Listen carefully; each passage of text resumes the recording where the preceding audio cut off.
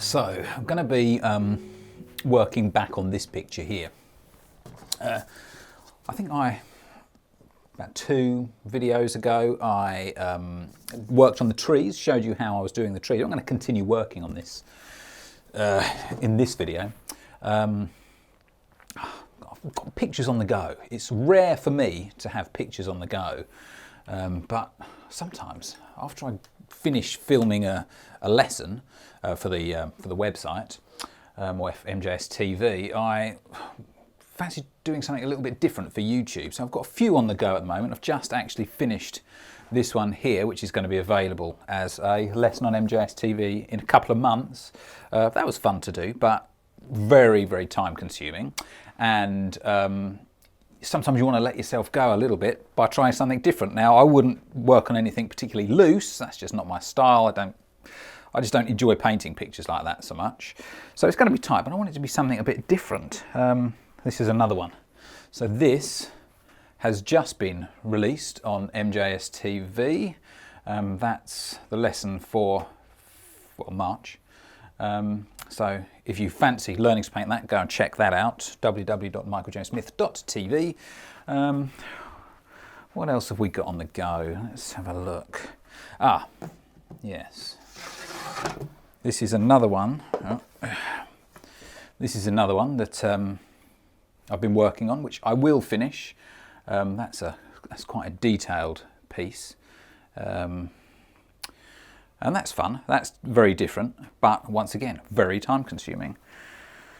So I think what we're going to do is we are going to get the cowboy and the horsey finished. But yeah, today I'm going to start working on that one. Right, so here we are. This is our blocking. Everything above is pretty much finished. This is the blocking. Obviously totally dry. Blocked in with alkyd oils. I tend to favour blocking in oils over acrylics. I just use acrylics to block in if I have to get a picture done quickly. So I think to begin with I'm going to use the Series 7 size 8. It's available from my store, shopmichaeljamessmith.com. And we're also going to be using the Series 5. This is 1/2 inch. Just to get those lines in there. So the Coma brush is a really good brush for that. This is the Coma brush. But let's start kind of almost not smoothing it out, but getting some paint on the surface first of all. And I'm just going to try and mimic the colours above to a certain extent.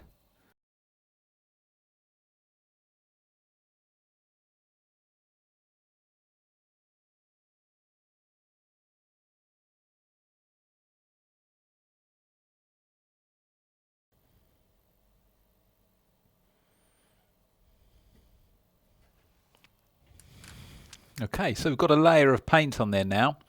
What we are going to do is start to add some of the lighter detailing, and for that we will use the tree and texture. So no, the Coma brush. We shall use the Coma brush. So basically with the Coma brush is we have a load of areas cut out, so it does look like a comb. Now, it will look like this when it's made, but you might receive it where the glue that holds it in shape has come off, which is very normal, and it would look more like that. So it doesn't look like it will do on the photograph, for example, but once it has paint on it, it will go back to this shape. Now, watch what happens if I wet this. So we've got that sort of almost fluffy look. When I wet it, now I've just put that in my mouth. It still might look like that, but then once you pinch it, can you see? It then goes back to looking combed again. That's how it should look. So don't worry if it looks a bit fluffy.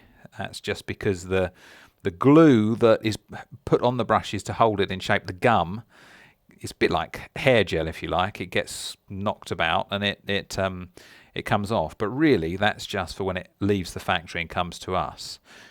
You might receive it like that, or you might not, but it'll be fine. Once it's wet, it'll go back to its original shape. Right, so let's now start adding some of those lighter parts. So what I'm going to do is go in with generally a lighter green.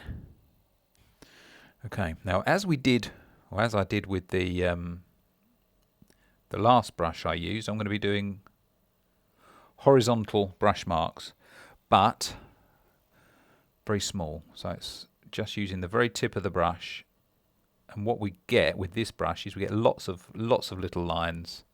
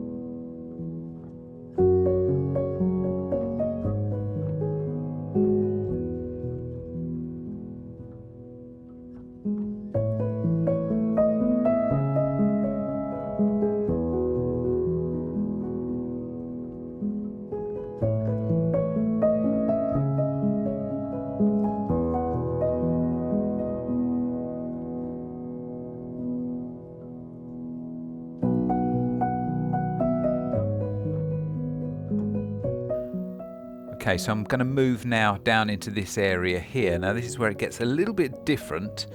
We can see some of the stones underneath the water. We're going to add or bring those levels down a little bit so it's not quite so light, and then we can go ahead and add the stones afterwards. So let's go back to our Series 7 size 8. So I'm not thinning it down, but I'm using liquid, so we're going back to our glaze again.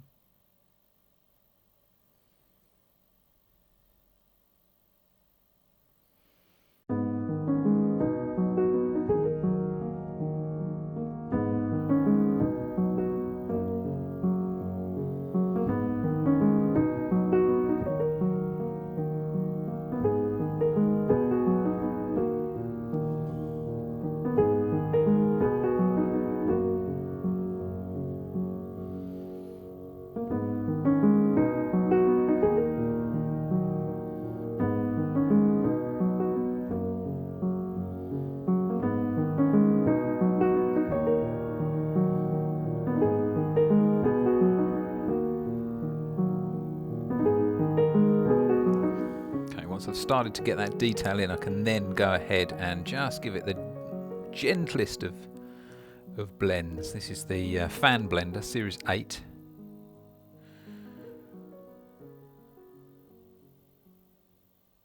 Okay, so I'm going to start adding some lighter tones to the blue here now, and bringing it down into this area. I'm also going to add some darks into this blue. In fact, I might add the darks first of all.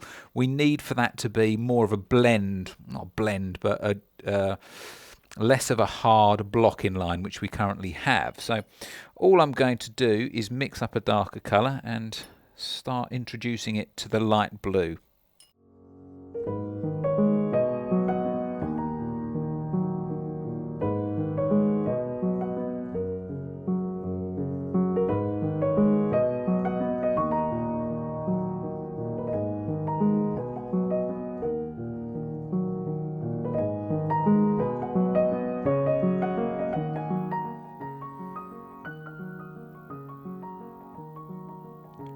So now adding the lighter tones, still using the rigger brush here.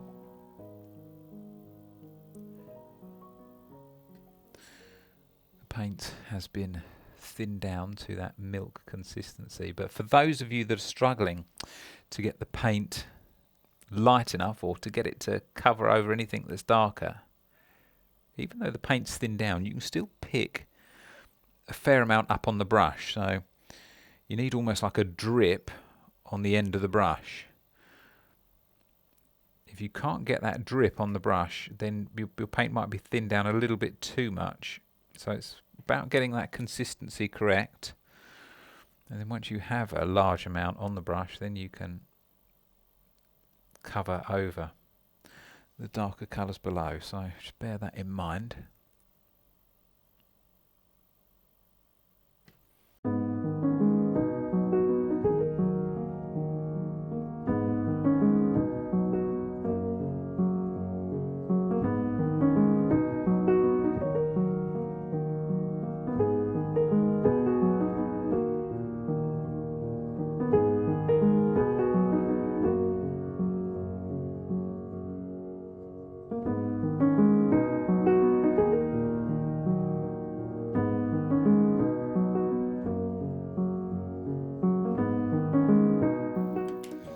So, I know we've still got some work to do to that. We've got to work on the rocks, but before we do that, I'm now going to start working on the water. Sorry, on the sky reflection in the water.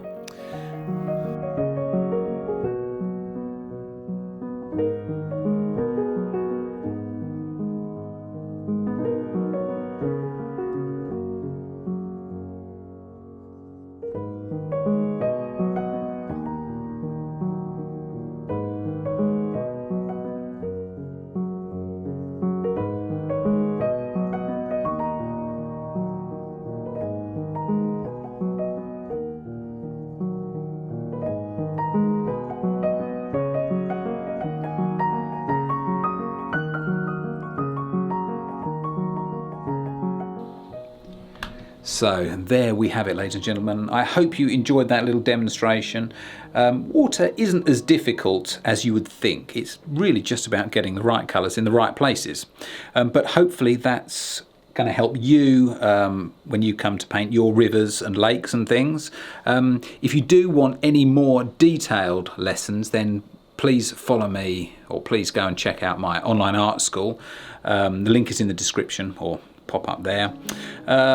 Also, don't forget Patreon. I have a Patreon page, and there's going to be some interesting things coming on Patreon in the next month or so. So go and check that out. Also, please, Instagram, Facebook, all of these things, links down below. Good to see you. I'll see you again soon. Bye for now.